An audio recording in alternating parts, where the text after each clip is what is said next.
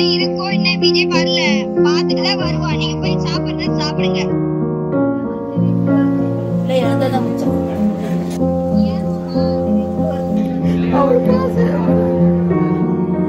ஐயோ, என் மாமியார் உயிரை திருப்பி கொடுப்பீங்களா? அது எந்த ஆட்சியா இருந்தாலும் திருப்பி கொடுக்க முடியுமா உங்களால? சொல்லுங்க சொல்லுங்க சொல்லுங்க.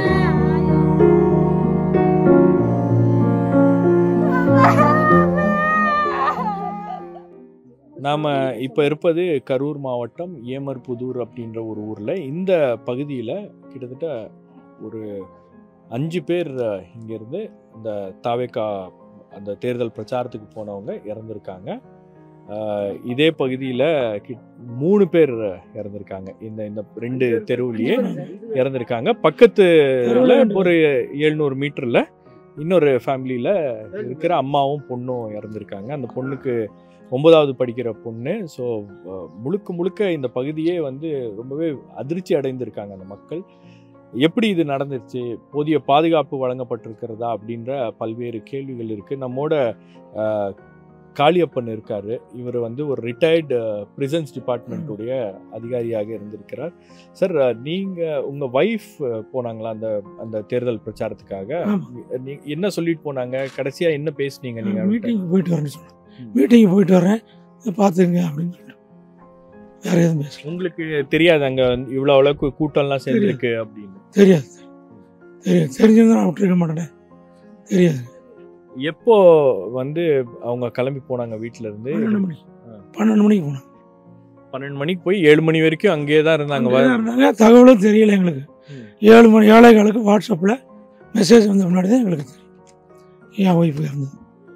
உங்களுக்கு மெசேஜ் வாட்ஸ்அப்பில் அனுப்பினாங்களா? யார் அனுப்புனாங்க? அவங்க போலீஸ்காரர் அனுப்பினாங்க. அம்மா வீட்டை விட்டு போகும்போது என்ன சொல்லிட்டு போனாங்க? அவங்களுக்கு என்ன விஜயை பார்க்கணும் அப்படின்றது விருப்பமா இருக்கா? இல்லை அது அப்படியெல்லாம் எதுவும் சொல்லிட்டு போகலையா சார்? ஆனால் அப்படி சொல்லிட்டு போகல. மீட்டிங் போகணும் எல்லாரும் இங்கே கிளம்புனாங்களாம். வண்டி வந்து டாடாய்ஸ் வந்து இப்போ கிளம்பியிருக்கு சார். வயசு பிள்ளைங்களாம் போயிருக்குதுங்க. ஏன் நாங்களும் விஜய் பார்க்கணும், நாங்களும் வர்றோம், நாங்களும் மீட்டிங் வந்துட்டு போகிறோம் அப்படின்னு சொல்லி, காசெல்லாம் இல்லை நீங்கள் இருங்கம்மான்னு சொல்லியிருக்காங்க. இல்லை நாங்களும் சும்மா வந்துட்டு போகிறோம் அப்படின்னு தான் என் மாமியார் கிளம்பி போனாங்க சார். போயிட்டு ஒரு ஆர்வத்தில் போயிட்டாங்க, பார்க்கணுன்ற ஒரு ஆர்வத்தில் போயிட்டாங்க. நான் திரும்பி வரல சார். 7 மணி 7:30 7:15 போல் அந்த மாதிரி போலீஸ்லேருந்து இந்த மாதிரி போட்டு அனுப்புகிறோன்ட்டு எங்கள் நாத்தனார் வீட்டுக்காருக்கு மெசேஜ் வந்து எங்களுக்கு மெசேஜ் வந்துச்சு சார். அதுக்கப்புறம் தான் எங்கள் மாமனார் எங்கள் வீட்டுக்காரு எல்லாம் கிளம்பி போய் அந்த பகுதியில் போய் பார்த்துட்டு அவ்வளோ நைட்டு விடிய இருந்து காலையில் அந்த பிள்ளையத்தை வாங்கி ரொம்ப கஷ்டமாக இருக்குது சார். தேடி கண்டுபிடிக்கிறது அவ்வளோ கஷ்டம். ரொம்ப என்ன சொல்கிறது, இதெல்லாம் வேதனைக்குரிய விஷயம்தான் சார். இது ஒரு ஆர்வத்தில் அவங்க போயிட்டாங்க. பாதுகாப்பு அந்த டயத்தில் கரண்ட் இல்லைன்னு பேசிக்கிறாங்க சார். நான் வந்து விசாரிச்சேங்க.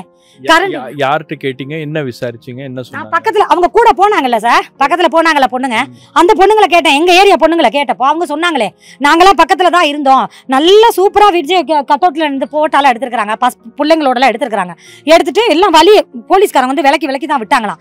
அப்புறம் ஒரு நேரத்துல கரண்ட் ஆஃப் ஆனோன்னா அப்படியே ஒண்ணு மேல ஒன்னா போலீஸ் தள்ளி விட்டு தான் கீழே விழுந்துட்டாங்க. நானே மூச்சு திணறி வந்தேக்கா. நான் வயசு பிள்ளைங்க மூச்சு திணறி என்னையுமே ஒரு ஆள் கூட்டு போய் உட்கார வச்சிருந்தாரு. நான் கொஞ்சம் எப்படியே வந்துட்டேன்க்கா. ஆனால் அவங்கெல்லாம் கொஞ்சம் வயசானவங்கனால என்ன ஆச்சுன்னு தெரியலையே அப்படின்னு அந்த பொண்ணுமே தப்பி தவறி அப்படிதான் நான் வந்தேன். ஆனால் இதுதான் நடந்ததுன்னு சொல்லிச்சு. கரண்ட் போயிடுச்சு. கரண்ட் போனோன்னா எல்லாம் ஒன்று மேலே ஒன்றா போலீஸ்காரங்கலேருந்து தள்ளுனாங்க. இதை வச்சு தள்ளி ஓரம் போ தள்ளுன்னு சொன்னதில் தான் எப்படி விழுந்தாங்க என்னன்னு தெரியலையே அப்படின்னு அந்த பொண்ணுங்க சொன்னுச்சு.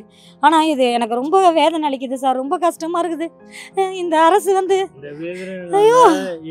ஐயோ இதெல்லாம் வந்து போதிய பாதுகாப்பு கொடுத்துருக்கணும்னு நினைக்கிறீங்க? பாதுகாப்பு கண்டிப்பாக கொடுத்துருக்கணும் சார்.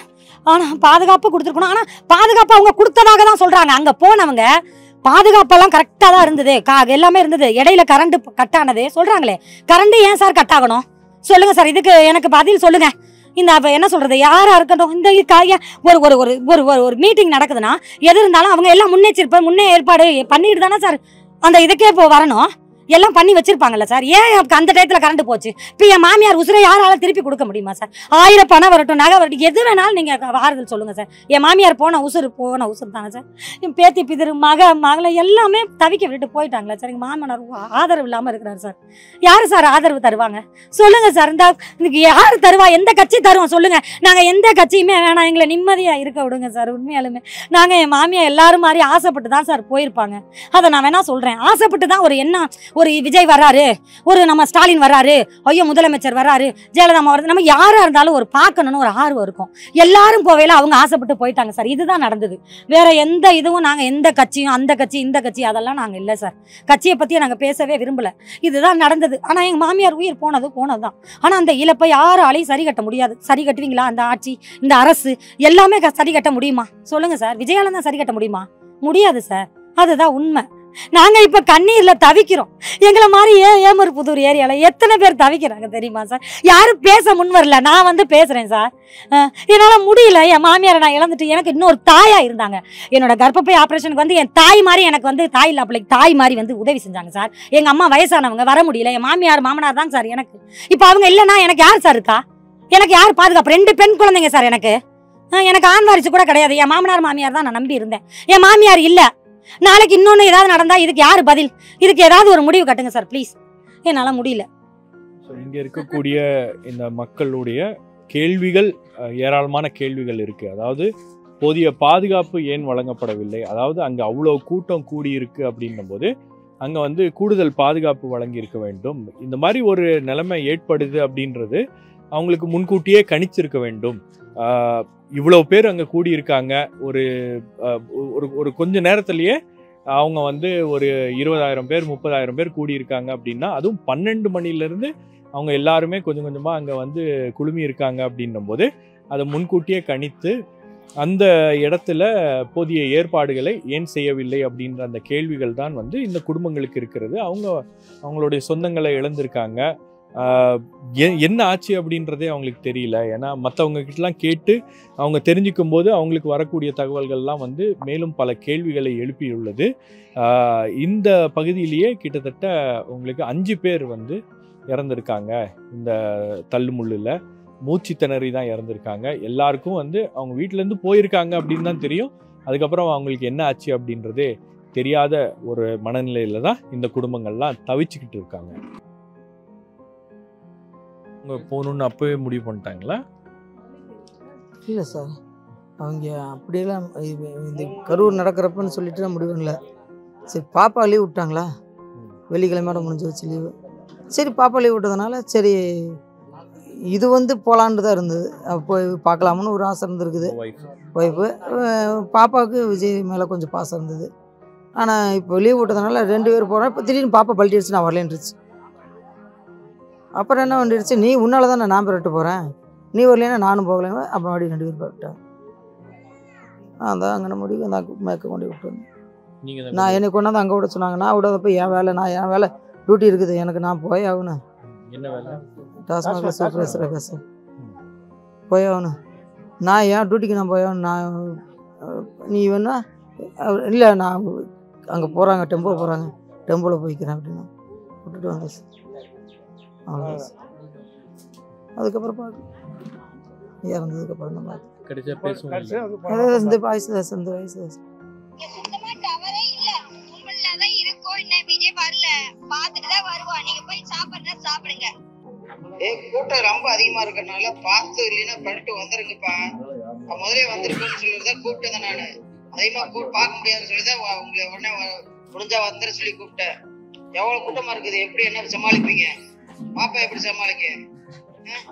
அதுக்காக தான் ஃபோன் பண்ணது. அதுக்கப்புறம் தான் பிசிஎம் 4:55 4:54 4:19 எத்தனை தடவை பண்ணிக்கிற மாதிரி sir? 4:19 4:19 4:54 4:55 4:56 7:37 not connected, 7:43 not connected. அதுக்கப்புறம் தான் 7:43 தான் அந்த அம்மா பேசுது, போலீஸ்கார அம்மா எடுத்து பேசுது. அதுக்கப்புறம் மறுபடியும் 7:50 நான் ஓடியே போயிட்டேன், பறந்துட்டேன். வண்டி எடுத்துகிட்டு இங்கேருந்து பைபாஸ்லேருந்து அங்கே ஓடி போயிட்டேன். எவ்வளோ ஸ்பீடாக போயிட்டு அங்கே 7:50 நான் ஃபோன் பண்ணுறேன்.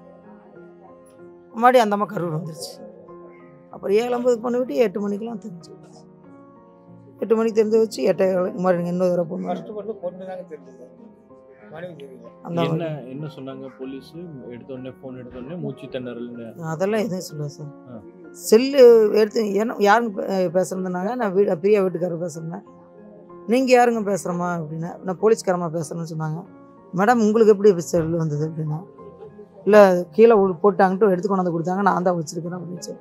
எங்கே இருக்கிறீங்க மேடம்? முனிப்பு கோயிலில் இருக்கிறோம் நாங்கள். உடனே பெரட்டு போடணுதாங்க. அப்போ முனிப்பு கோயிலுக்கு ஃபோன் பண்ணோன்னா கரூர் வந்துட்டாங்க.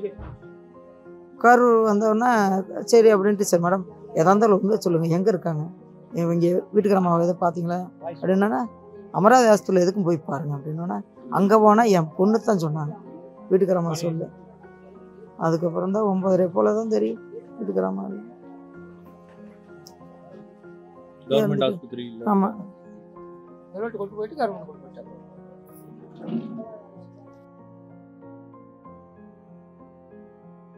என் பேர் செல்வராஜ்.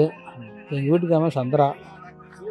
என் சக்திவேலுக்கு கூட போனேன், சின்னவன். அவன் தான் காலைல ஃபோன் பண்ணி, அப்பா முடிவட்டணும்ப்பா, 200 காசு கொடுப்பான்னு. காசு இல்லைடா, மத்தியானம் கூட தரேன்டா அப்படின்னா. சரி அம்மா பேசுதப்பான்னு கொடுப்பியா, இது மாதிரி மீட்டிங் கூப்பிட்றாங்க போட்டேன்னு. நான் இருந்துட்டு சரி என்ன மாதிரி பண்ணுங்க, நான் வேலை பார்த்துட்டு இருக்கிறேன், என்ன நீ என்ன வேணா பண்ணுங்க அப்படின்ட்டு வச்சுருக்கேன். சாயங்காலம் வந்து பார்த்தாக்கா மீட்டிங் போனதே தெரியும். அதுக்கு மேலே நானும் சரி இது மாதிரி நடந்திருக்காருன்னு நானும் இருந்தேன். 9 மணிக்கு மேலே எனக்கு ஜிஹெச் போனானதான் தெரியும், வீட்டுக்காம உள்ளே இறந்து போய் கிடக்குது. சரின்னு பார்த்தேன். நைட்டு தரணாங்க, காலையில் கொடுத்தாங்க.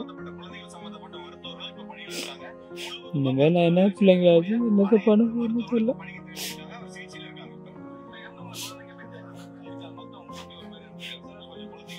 என்ன பண்ணாங்களோ ஏது பண்ணாங்களோ, அங்கே என்ன நடந்துச்சு எனக்கு ஒன்றும் தெரியல. நீங்க மீட்டிங்கு போறேன்னு உங்களுக்கு ஃபோன் பண்ணி சொன்னாங்க இல்லையா, அதுக்கப்புறம் நீங்க நம்பலையா அவங்க அந்த மாதிரி அது இது வரைக்கும் அந்த மாதிரி போனதே இல்லையா? போனதில்ல. நான் என்ன பண்ணுங்கன்னு சொல்லி வந்து சொன்னது தான், போயிருக்க மாட்டாங்க தான் இருந்தேன். சாயங்காலம் 6 மணிக்கு வந்து பார்த்தா மாமனா மாமியாக இருந்தாங்க. கேட்டேன் இங்கே எங்கே காணோன்னு. மீட்டிங் பேசினாங்க. சாயந்தரம் ஒரு பக்கம் வேலைக்கு கூப்பிட்டாங்க, போயிட்டேன். மறுபடியும் ஒரு வேலைக்கு போயிட்டேன். ஃபோன் பாரு, என் பையன் பெரிய ஃபோன் பண்ணி, அப்பா இந்த மாதிரி அம்மா அங்கே பாருன்னா இது மாதிரி மீட்டிங்னா அதெல்லாம் ஆம்புலன்ஸ் நிறையா போகுதுப்பா அப்படின்னு தம்பிக்கு ஃபோன் பண்ணினேன். ஃபோன் பண்ணி கேட்டால் அம்மா உள்ளதாக இருக்குது, அம்மா உள்ளதாக இருக்குது அப்படின்னு சின்னவன் சொல்லிகிட்டே இருந்தேன். 2 நிமிஷம் சொன்னேன். அம்மா உள்ளதாக இருக்குது, அவனுக்கு என்னப்பா அம்மா உள்ளதாக இருக்குப்பா, அங்கே மீட்டிங்கில் இருக்கப்பா நான் வெளியே இருக்கிறேன்னப்பா அப்படின்னா. சரி நம்ம இப்படி ஆயிருக்காதுன்னு நினச்சிக்கிட்டு தான் நான் ஏற்றமே போனேன். ஜிஹெச்சுக்கிட்டு பக்கத்தில் போனான்னு தானே எனக்கு ஃபோன் மாதிரி போலீஸ் அம்மா ஃபோன் பண்ணி மாதிரி இங்கே வாங்க அப்படின்னு கூப்பிட்டாங்க. அதுக்கு மேலே எனக்கு தெரியாது, உங்களுக்கு ஒன்றுமே தெரியாது. அவங்க போயிருக்கிறது 10:30 மணிக்கு சொன்னாங்க. காலைல 10:30 மணி இருக்குது. ஃபோன் பண்ணி இது மாதிரி போவேன்னா என்னமோ பண்ணுன்னு சொன்ன பழமை ஒன்று தான். சாயங்காலம் தான் போனது பழமை, சாயங்காலம் தெரியும். என் அதுக்கு வந்து பார்த்துட்டு காணான்னு கேட்டுட்டு என் பையன் பெரிய ஃபோன் பண்ணி சொல்லுவாங்க கேட்டுதான் மீட்டிங் போயிருக்க மாட்டேங்குதா அப்படின்னு. நீங்களாம் ஆம்புலன்ஸ் நிறையா போகுதுப்பா அப்படின்னு. அப்புறம் தான் நாங்கள் என்னன்னு போய் பார்க்கலான்னு போனதான் பெரிய சொல்ல மாதிரி இருக்குதுன்னு பாடியே பார்த்தேன்.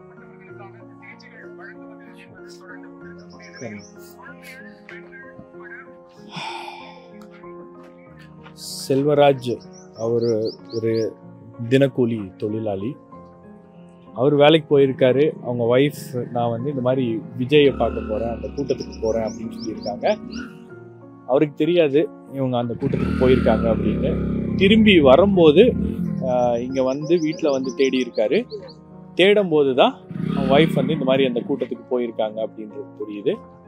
அதுக்கப்புறம் தான் திரும்பி வந்துருவாங்க அப்படின்னு நினச்சிட்டு அவர் இருந்திருக்காரு. அதுக்கப்புறம் 9 மணிக்கு மேலே போலீஸ் ஃபோன் பண்ணி இந்த மாதிரி அவங்க இந்த மாதிரி ஸ்டாம்பீடில் சிக்கி இறந்துருக்காங்க அப்படின்ற அந்த தகவல் வந்திருக்கிறது. ஸோ இந்த பகுதியில் ஒரு டாடா ஏஸ் புக் பண்ணி வேனில் கூப்பிட்டு போயிருக்காங்க. அந்த வேனில் போனவங்க கிட்டத்தட்ட எவ்வளோ பேர் போனாங்க அப்படின்றது நமக்கு கிளாரிட்டி இல்லை. ஏன்னா இங்கே இருக்கக்கூடியவங்க சில பேர் அந்த தகவல்களை சொல்கிறாங்க, சில பேர் அந்த தகவல்களை சொல்ல மறுக்கிறாங்க. ஸோ அந்த வேன்லேருந்து அவங்க போயிருக்காங்க. வேனில் போன கிட்டத்தட்ட 5 பேர் 6 பேர் இந்த பகுதியில் 5 பேர் அந்த வேனில் போனவங்க இறந்துருக்காங்க. அதே போல் இன்னொரு பையனும் வந்து இந்த ஏரியாவில் இறந்துருக்காரு. ஸோ கிட்டத்தட்ட இந்த ஏரியாலேயே ஒரு 6 பேர் இறந்துருக்காங்க அப்படின்றது தான் வந்து ஒரு மிகப்பெரிய ஒரு அதிர்ச்சியை ஏற்படுத்தி இருக்கிறது. மிகப்பெரிய ஒரு சோதனையாக இந்த குடும்பங்களுக்கெல்லாம் வந்து இந்த சம்பவம் என்பது அமைந்திருக்கிறது. ஒரு பொலிட்டிக்கல் பார்ட்டி மீட்டிங்க்கு இதுக்கு முன்னாடி அவங்க ஆசைப்பட்டு போனது கிடையாது. இப்போ ஆசைப்பட்டு போய் இந்த மாதிரி ஒரு சம்பவம் நடந்திருக்கிறது அப்படின்றது அந்த குடும்பங்களாலேயே ஏற்றுக்கொள்ள முடியவில்லை. அவங்களுக்கே தெரியல என்ன நடந்திருக்கு அப்படின்னு. மீண்டும் மீண்டும் எல்லார்கிட்ட பேசும்போதும் என்ன நடந்துச்சு அப்படின்றது எங்களுக்கு தெரியல, அது எங்களுக்கு தெரியணும் அப்படின்ற அந்த ஒரு விஷயம்தான் வந்து மீண்டும் மீண்டும் அவங்க கிட்டேருந்து வருது. என்ன நடந்துச்சு, என்ன ஆச்சு அவங்களுக்கு அப்படின்றது எங்களுக்கு தெரியல அப்படின்றது தான் மீண்டும் மீண்டும் அவங்க பேசக்கூடிய ஒரு விஷயமாக இருக்கிறது. நியூஸ் மினிட் தமிழ் செய்திகளுக்காக கரூரிலிருந்து அபிஷேக் அண்ட் நிதிஷுடன் ஷபீர் அஹ்மத்.